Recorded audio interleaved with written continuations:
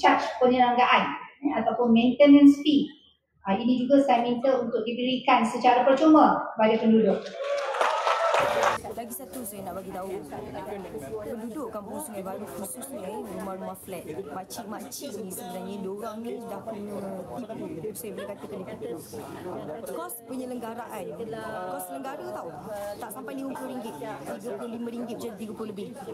Pun ada yang tertunggak, diorang tak mampu nak bayar, apatah lagi kalau rasa diorang naik kondo. So dengan sendirinya makcik-makcik, pakcik-pakcik ni akan keluar, akan tinggalkan rumah diorang nanti sebenarnya. So itu cara halus nak menghalau orang Melayu daripada tempat yang mereka tinggal. Kemudian ada juga satu lagi yang sering menjadi permasalahan bagi rumah berserata ialah charge penyelenggaraan ataupun maintenance fee. Ini juga saya minta untuk diberikan secara percuma kepada penduduk.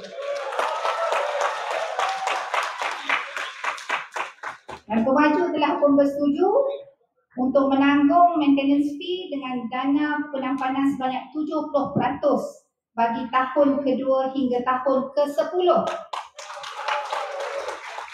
Dan komitmen ini bernilai sehingga RM4 juta. Saya bagi pihak penduduk ingin mengucapkan terima kasih sekali lagi atas keprihatian Yang Berhormat Datuk Seri Dr. Zaliha binti Mustafa bagi mendapatkan komitmen pemaju dengan mengurangkan cas penyelenggaraan sebanyak 70% dan juga pemasangan siap alat penghawa dingin dapur yang akan dilengkapi dengan hood dan dapur memasak. Adalah berita yang kami tunggu-tunggu selama ini.